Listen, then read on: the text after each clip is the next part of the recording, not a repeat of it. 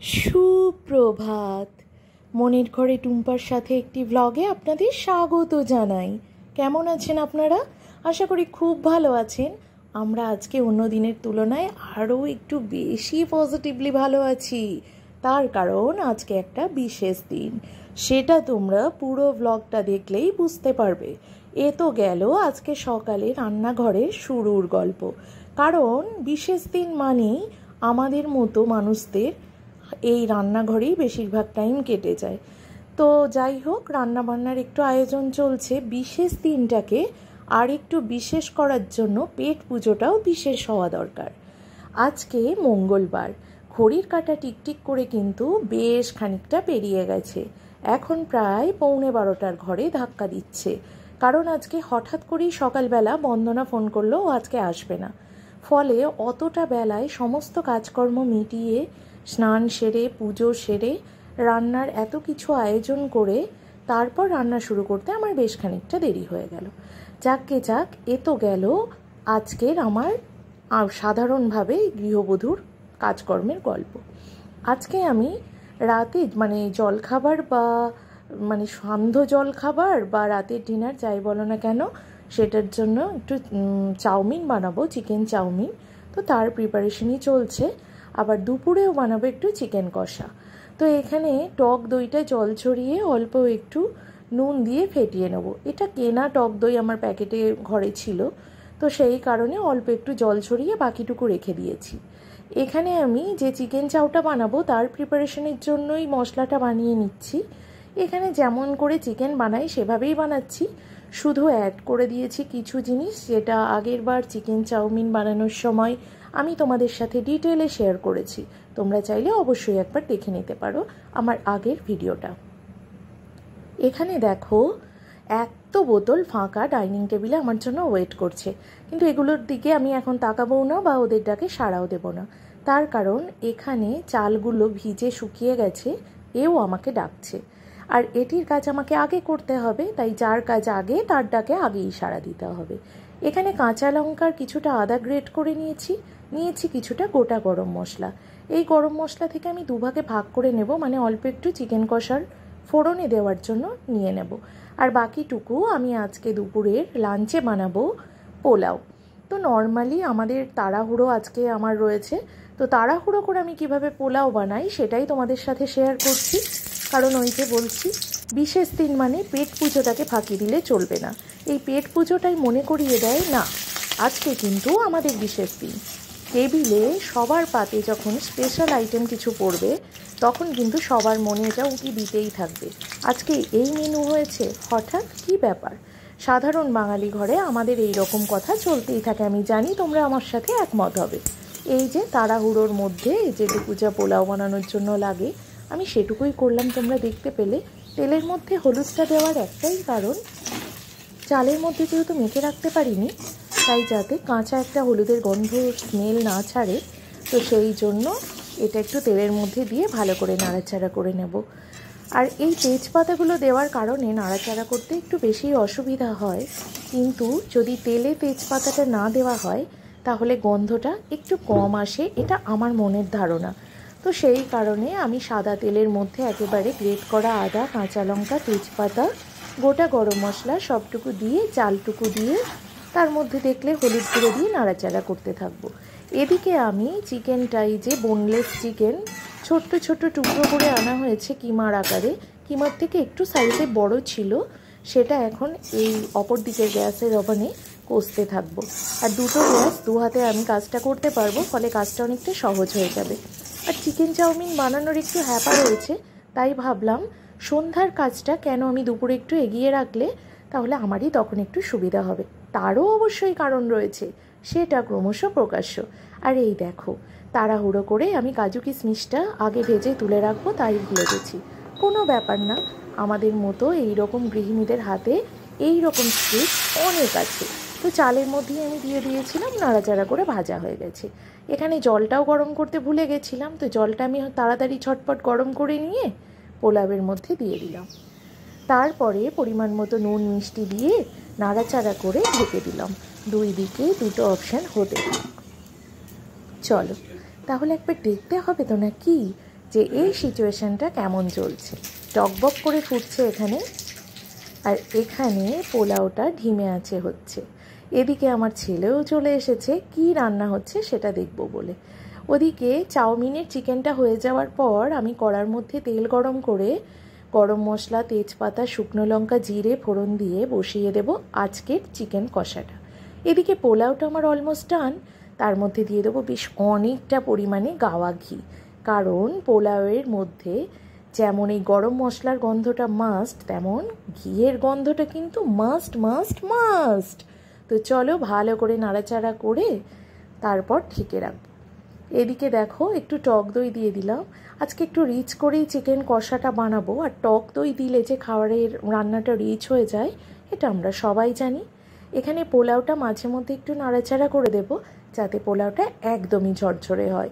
তবে তাড়াহুড়োর তাড়নায় আজকের পোলাওটা আমার একটু জলটা বেশি হয়ে গেছিলো। তো যাই হোক, কোনো অসুবিধা নেই, একেবারে গলে যায়নি, আর খেতে কিন্তু খুবই সুস্বাদু হয়েছিল। আর রাতুল যেহেতু ওয়েট করে আছে তার জন্য আমারও মনটা পড়ে আছে যে কতক্ষণে আমি ওকে একটু চিকেন কষাটা দিতে পারবো। আর আগেই তোমাদের বলেছি, রাতুল বাড়িতে থাকলে আমার হেসেলে এই ধরনের রান্না হলে ওকে যতক্ষণ না দেবো আমার শান্তি হয় না। চলো তাহলে, ফ্রিজে ছিল এখানে এই যে চিকেনটা, কারণ বাপ্পাকে যদি আমি বলি অল্প একটু চিকেন নিয়ে আসতে, ও কিন্তু একেবারে যতটুকু পারবে একটা গোটা মুরগি কেটে নিয়ে আসারই চেষ্টা করে। তো সেই কারণে আমার যেহেতু ফ্রিজে লেগ পিস 3-4টের বেশি ছিল, যাই হোক সেটা এক্স্যাক্ট মনে নেই, তাই আমি সেটুকু দিচ্ছি। আর আজকে যেটুকু এনেছে সেটুকু থেকে কিছুটা একটু রেখে দেব যাতে পরের দিন আবার হয়ে যেতে পারে। তো সেই মতোই আয়োজন করছি। আর চিকেনটা আমি খুব ভালো করে ধুয়ে লেবুর রস দিয়ে ভালো করে ম্যারিনেট করে রেখে দিয়েছিলাম।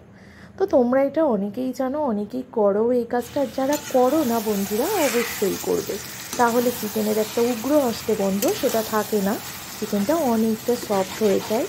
আর সব থেকে বড় কথা, লেবুর রস মাখার পরেও যদি একটু ধুয়ে নাও তাহলে দেখবে চিকেনের কালারটাও কি সুন্দর ধপধপে হয়ে গেছে। এখানে ভালো করে আমি চিকেনটা দিয়ে মশলাটা দিয়ে নাড়াচাড়া করে দেব। আর এদিকে কিছু বাসন আমার হয়েছিল, তো সেই বাসনগুলো আমি ধুয়ে নিয়েছি, কারণ কালকে বন্দনা আসবে কি আদেও তার কথা ঠিক নেই।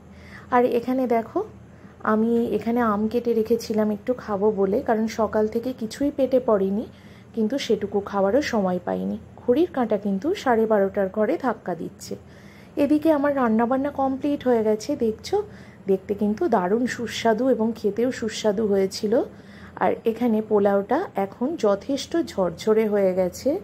তো চলো, শুধু দেখলে হবে না, খেতেও তো হবে, কারণ সবাই পেটে ছুঁচোয় ডন টানছে। এদিকে বাপ্পা চাউমিন আর কিছু জিনিস নিয়ে চলে এসেছে। দুপুরের অনেকটা টাইম অতিবাহিত হয়ে গেছে, তো চলে এলাম রান্নাঘরে আবারও বিকেলে। শুভ বিকেল বন্ধুরা, নিয়ে চলে এলাম কয়েকটা কাঁচা লঙ্কা। কাঁচা লঙ্কাটা ভালো করে ধুয়ে নিলাম, সঙ্গে আমার হাতটাও, কারণ এটির সাথে আমার অত ভাব নেই। এখানে অনেকটা পরিমাণে বড় কড়াই বসিয়ে দিয়েছি, তাতে দিয়ে দিয়েছি অনেকটা পরিমাণের জল। জলটা গরম হতে থাক, দেখিয়ে দিই চাউমিন বানানোর জন্য কী কী জিনিস আমি কেটে রেখেছি।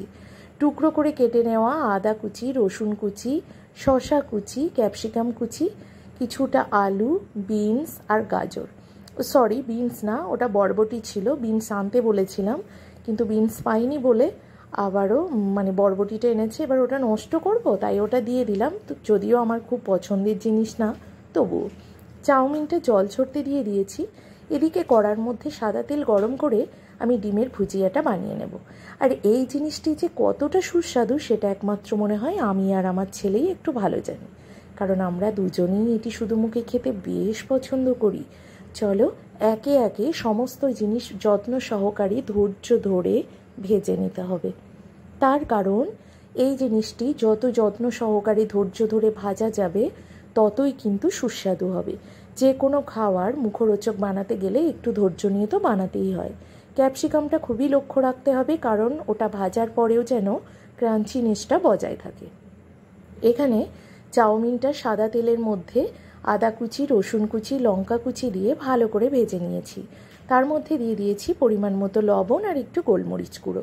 তার মধ্যে দিয়ে দিয়েছিলাম অল্প একটু চাউমিন মশলা, এটার জন্য স্বাদটা আরও বেড়ে যাবে। এবারে একে একে সমস্ত জিনিস ভেজে নিয়ে আমি চাউমিনের মধ্যে মিশিয়ে নেব। তাহলে এই চিকেন চাউমিনের স্বাদটা দ্বিগুণ হয়ে যায় বন্ধুরা। আর তার মধ্যে সব রকম সস একটু গুলে তারপরে আমি চাউমিনের মধ্যে মিশিয়ে দিয়েছিলাম। দেখো এবার আমার ঘরে কারা এসেছে। আরাম করে দেখো মহারাজার মতো শুয়ে আছে। শুভ সন্ধ্যা।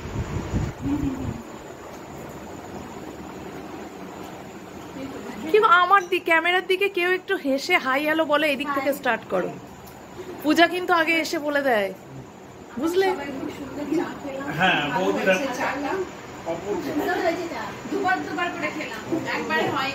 শুধু চাকে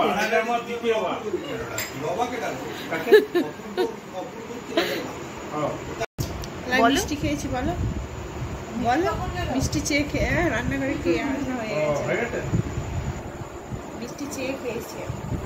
বৌদি ফলগুলো কই জমা ফোন করেছিলাম আমি তো, আজকে তো আমরা যেতে পারলাম না, ওই জন্য কালকে যাবো তাই বলতে ফোন করেছিলাম। আমি তুমি কিছু বলো? দাদা বাইরে বেরিয়ে ফোন করছি। কি গো, কিন্তু পাত খালি হয়ে গেছে। এই যে আমার নন্দাই ননদরা সবাই, কিন্তু তোমার দাদা কখন আসবে তাই ভাবছি।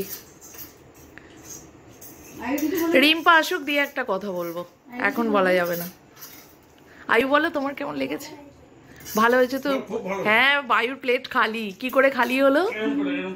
এই আরেকটু দিই না বাপি। কি গো বুলান, আরেকটু। এখানে কিন্তু পূজাকে মিস করছি। পূজা থাকলে কিন্তু বেশ পছন্দ জিনিস ও নিজে ঠিক খেয়ে নিত। ও খেতে ভালোবাসে চাউমিন। কেন ও ডায়েট করছে? কেন? তারপর রাতে ভাত খেতে মোটামুটি 12টার পরে। এই এবার একটা কথা বলি আমি, এবার আমাদের দুজনকে উইশ করো। কবে গো? এটা কিন্তু ঠিক না,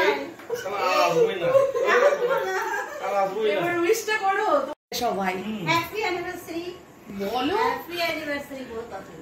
থ্যাংক ইউ। এই আমার নন্দাই বলেনি। ভালো থেকো।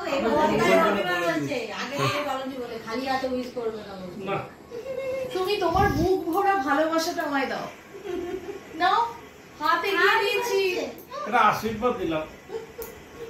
আর ওদের সাথে আমি হাগ করে নেবো, জমিয়ে একটা হাগ করে নেবো। Thank you. তাহলে রিম্পাকে বলো, রিম্পা তুমি আমি বেঁচে তো গেলে। কিছুই খাওয়ালাম না আজকে তোমার। আমার শালিটা এদিকে হ্যাঁ, শালিকে আগে আদর দেবে। শালি এদিকে আয়। কাঁপাবি না, কাঁপাবি না। আমরা আসছি এইদিকে আজকে। শুভরাত্রি, গুড নাইট। Good night. আবার আসো। Good night. আমি দিই দাও। এখানে একটা গালে একটা দেখতে দিই। আরেকটা দুজনকে দুটো করে দিয়ে দাও। দিতে হয়। একটা গালে দিতে হয়। যেটুকু তো দিলেই না।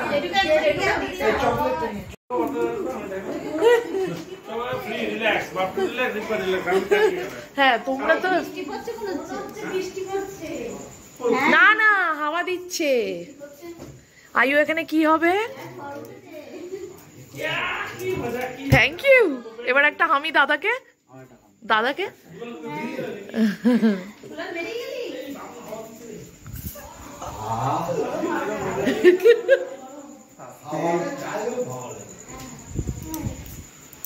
টাটা। চকলেটটা খাবি তো? চল, আস্তে নামা, আস্তে আস্তে আস্তে। এই আয়ুকে রেখে দিলাম। এই শুনো, কেমন হয়েছে সেটা বল। ভালো লাগছে?